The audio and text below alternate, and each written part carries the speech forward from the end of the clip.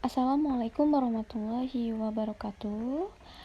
We are from group 7. We will presentation about Old English, Anglo-Saxon period, and Middle English period.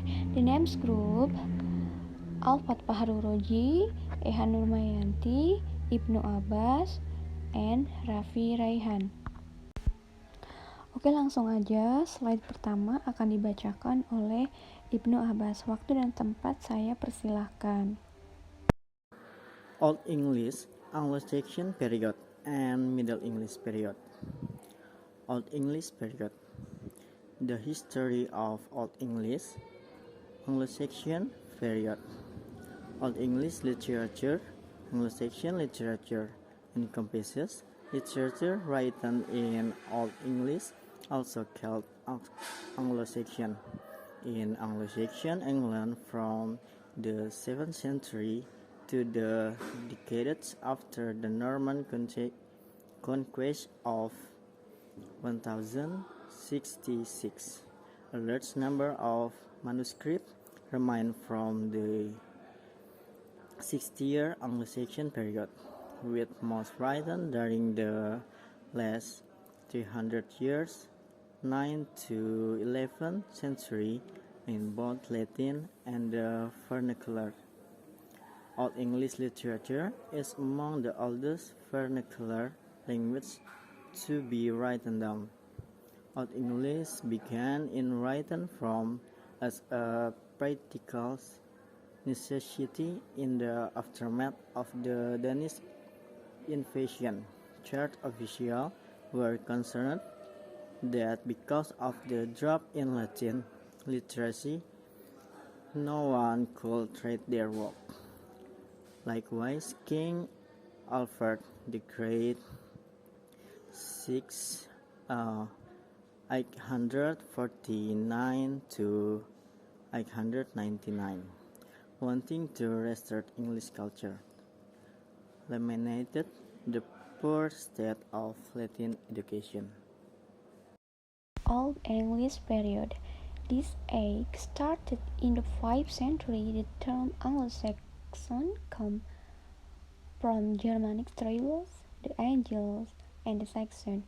The Anglo-Saxon period, the earliest time, 1066. Number 1, social background. Number 2, literature. Number 3, religion. Old English literature.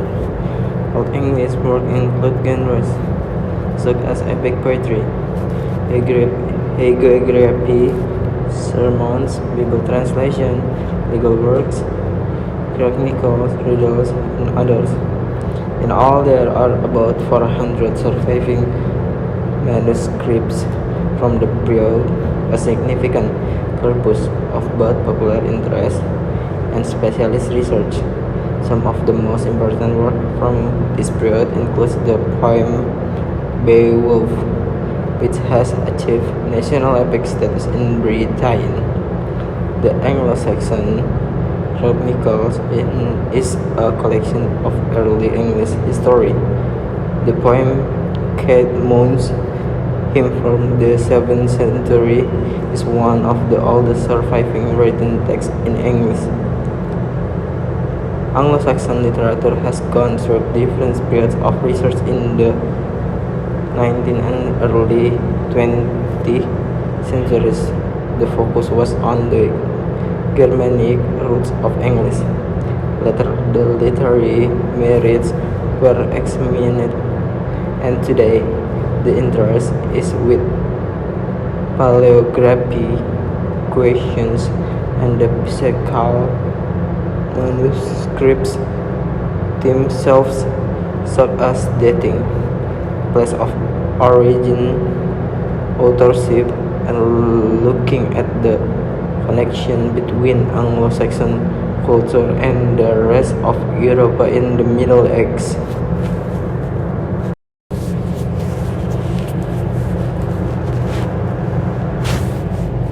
Beowulf, heroic poem considered the highest achievement of Old English literature and the earliest European vernacular epic. It deals with events of the early 6th century and was probably composed 700 to 750.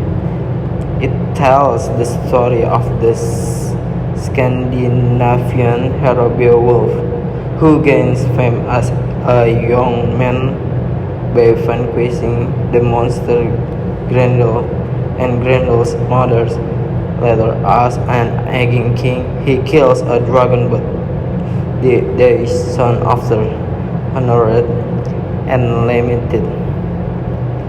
Beowulf belongs metrically, stylistically, and thematically to the Germanic heroic tradition, but shows a distinct Christian influence. Other great works of Old English poetry include The Wanderer, The Shepherd, The Battle of Maldon, and The Dreams of the Road. Old English prose.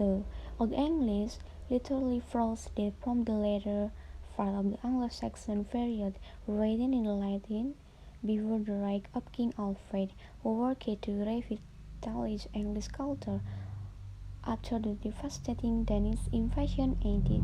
As hardly anyone could read Latin, Alfred translated or had translated the most important Latin texts. He also encouraged writing in the vernacular, didactic, devotional, and informative.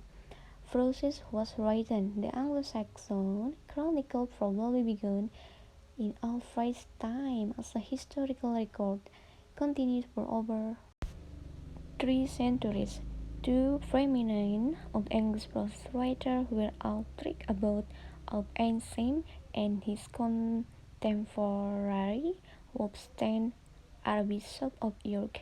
Their sermons, written in the late 10 years old or early 11th century, set a standard for homiletics. A great deal of Latin prose poetry was written during the Anglo-Saxon period.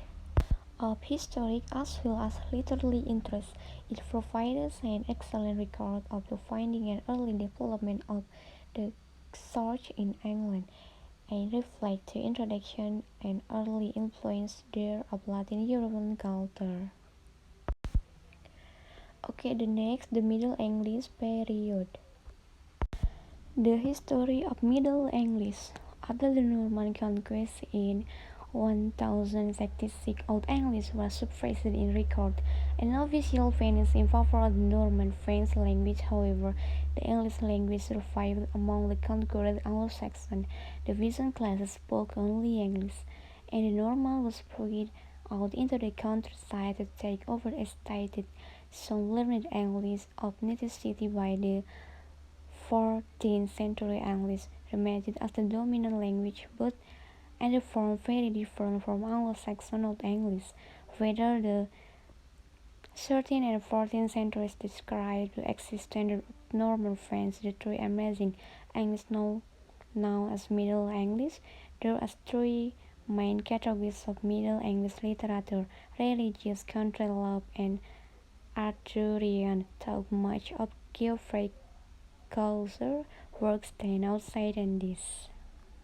Geoffrey Chaucer was an English poet, author, and civil servant, best known for the Canterbury Tales. He has been called the father of English literature, or alternatively the father of English poetry. He was the first writer to be buried in what has since come to be called Poets' Corner in Westminster Abbey. Chaucer also gained fame as philosopher and astronomer, composing the scientific a treatise on the astral life for his 10-year-old son Louis. He maintained a career in the civil service as a bureaucrat, courtier, diplomat, and member of parliament. Among Chaucer's many other works are the Book of the Duce, The House of Fame, The Legend of Good Woman, and The Trolleys and Cressidi. He is seen as crucial in legitimizing the literary of use of Middle English when dominant literary languages in England were still Anglo-Norman French and Latin. Chaucer's contemporary Thomas Hoccleve hailed him as the first finder of our fair language, as 2,000 English words are the first attested to in Chaucerian manuscript. Middle English prose. Due to the part that poetry was considered as a high-class art, lower-class people of the Middle Age tried to take prose as their art. The most well-known figure in prose writing in this era is John Wycliffe from 1324 to 1384. He was a scholar and a priest who was popular as a translator of the Bible. His prose style, put in the scripture, was adopted by many people and gave a great influence to the development of English to its standard form. Another famous work of Wycliffe is Mandeville's Travel, the author's reportage about his travel to various countries.